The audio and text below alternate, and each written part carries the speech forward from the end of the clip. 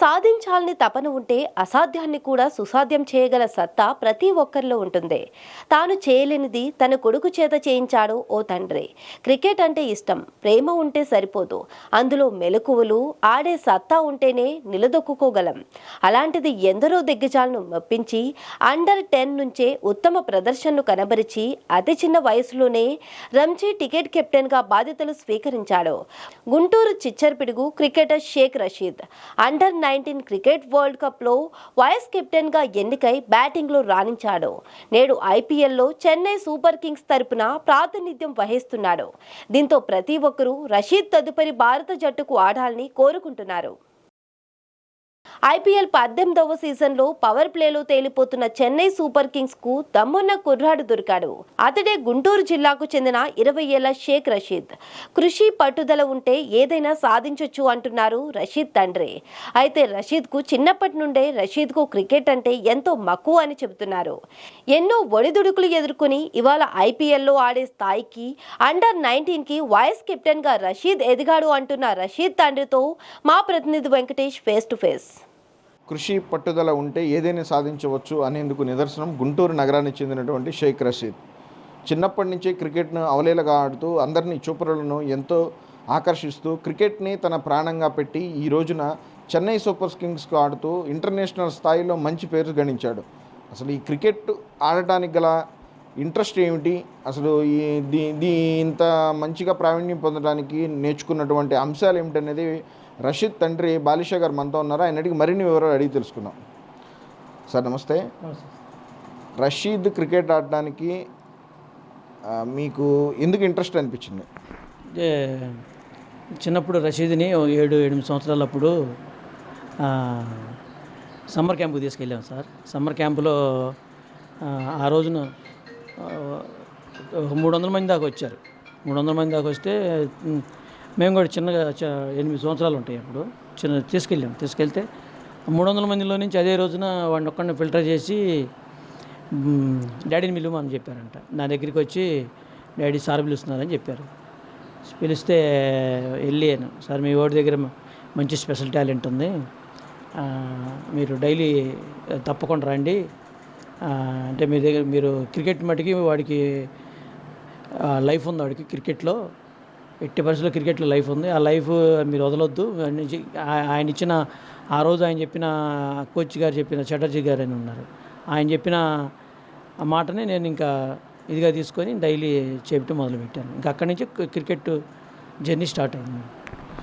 మీరు చిన్నప్పటి నుంచి నేర్పిస్తున్నారు కదా క్రికెట్, ఆ కుర్రోడికి నేర్పిస్తున్నప్పుడు అసలు ఎన్ని ఒడిదుడుకులు ఎదుర్కొన్నారు, అసలు ఎలా వీటన్నిటిని మీరు మేనేజ్ చేసుకుంటూ అతనికి ఈ స్థాయికి తీసుకురాగలిగారు?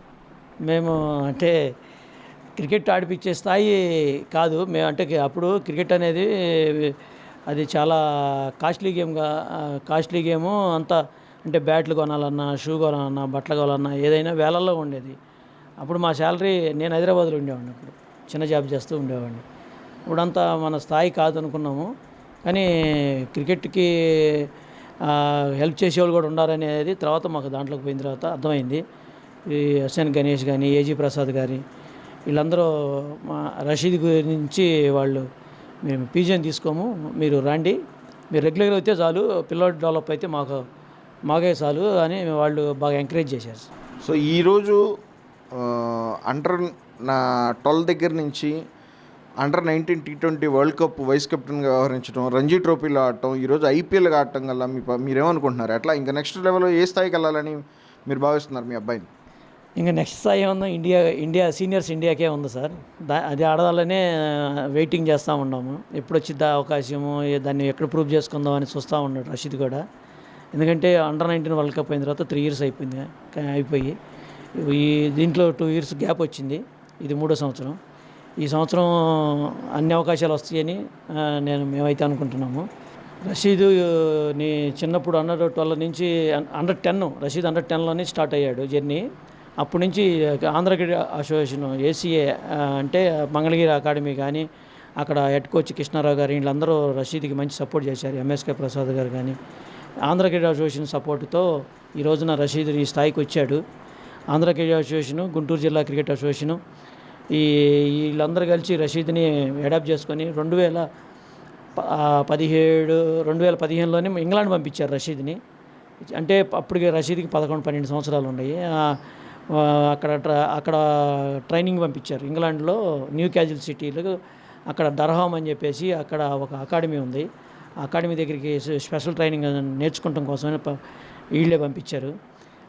చెప్తున్నా కదా, ఇంత స్థాయికి వచ్చామంటే ఆంధ్ర క్రికెట్ అసోసియేషన్ సపోర్ట్ ఎంతో ఉంది. సో అయితే రషీద్ క్రికెట్ ఆడినప్పటి నుంచి కూడా చాలా చాకచక్యంగా మంచి నైపుణ్యంతో క్రికెట్ ఆడడం బట్టే ఈరోజు ఈ స్థాయిలో ఉన్నాడని చెప్పి తల్లిదండ్రులు కోరుకుంటున్నారు.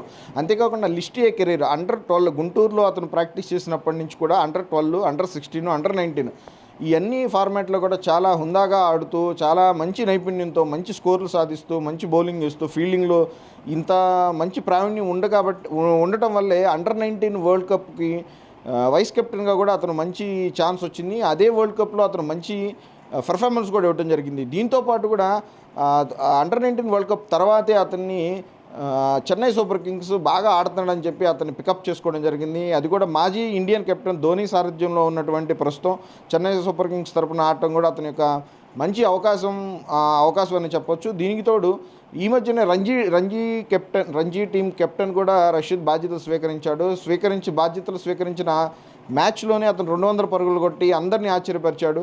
గుంటూరు జిల్లా నుంచి ఇప్పటివరకు ఉన్నటువంటి ఇంటర్నేషనల్ క్రికెటర్స్ ఎవరైతే ఉన్నారో ఎంఎస్కే ప్రసాద్ కానివ్వండి, అంబటి తిరుపతి రాయుడు కానివ్వండి, అదే కోవలో కూడా రషీద్ తన యొక్క ఉన్నత స్థానాన్ని నిలబెట్టుకుంటాడని చెప్పి రషీద్ యొక్క బ్యాటింగ్ స్టైల్ నైపుణ్యం కానివ్వండి, మాజీ క్రికెటర్ వివిఎస్ లక్ష్మణ్ కూడా ఇతను బ్యాటింగ్కి ముగ్ధుడయ్యాడని చెప్పి అతనికి రషీద్ని ముందుకు తీసుకెళ్లేందుకు కూడా సీనియర్లు చాలామంది ప్రయత్నిస్తున్నారు. భవిష్యత్తులో ఇండియన్ క్రికెట్ టీంలో ఆడి గుంటూరు జిల్లాకు మరి ఇండియన్ టీంకు కూడా మంచి పేరు తీసుకురావాలని చెప్పి కూడా తల్లిదండ్రులు కోరుకుంటున్నారు. వీడియో జర్నలిస్ట్ కృష్ణతో వెంకటేష్, మెగా 9 టీవీ, గుంటూరు.